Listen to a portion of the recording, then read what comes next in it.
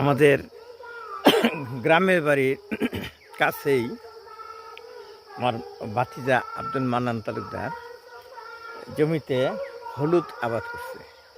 সখীপুরের বড় বাইতপাড়া কিন্তু হলুদ আবাদের জন্য কিন্তু খুবই উর্বর। ওরা প্রতি বছরই অনেক হলুদ আবাদ করে। এখন আগের মতো সময় পায় না, সে আবাদ করতে পারে না।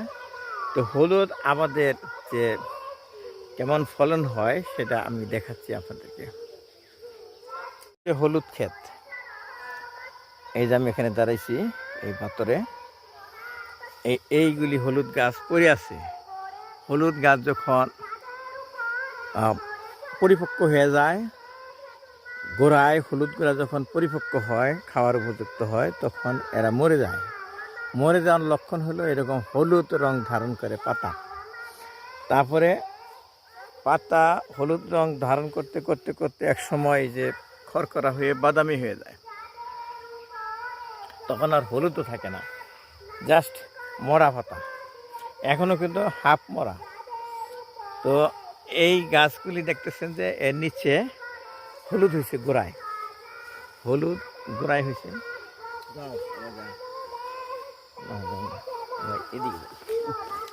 তো গোড়াটা যে দেখাচ্ছি আমি আপনাদেরকে, এই যে দেখেন গোড়া,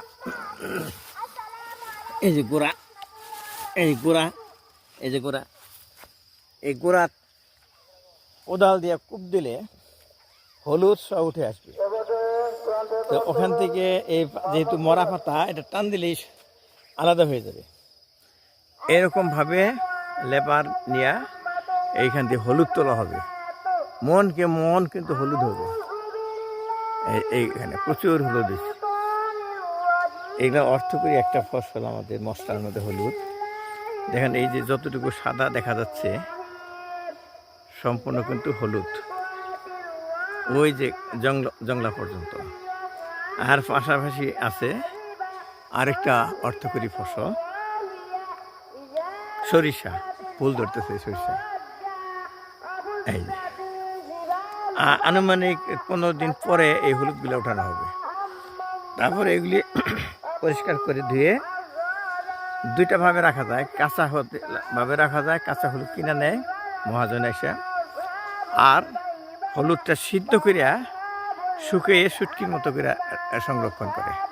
এই দুইভাবেই হলুদ রাখা যায়। আর দেখেন ওই যে জাংলায় ওই অনেক হয়েছে, সিম হয়েছে।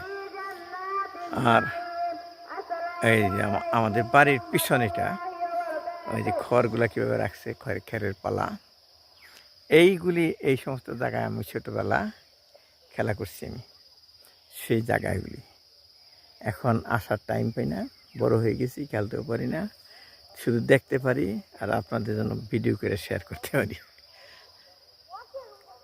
কিছুক্ষণ দেখাইলাম আমি আমাদের গ্রামে, আমাদের জমিতে আমার যে ভাতিজা, সে বাড়িতে জমিগুলা সে দেখাশোনা করে প্লাস ব্যবসা করে। তার যে একটা অর্থকরী একটা ফসল হলুদ, সেটা ক্ষেত দেখাইলাম আমি। তো অনেকে হলুদ খাচ্ছেন, ডেইলি হলুদ খাচ্ছেন, কিন্তু হলুদটা কীভাবে কোথায় আবাদ হয় সেটা দেখেন না। আমাদের সখীপুরে কিন্তু প্রচুর হলুদ আবাদ হয়।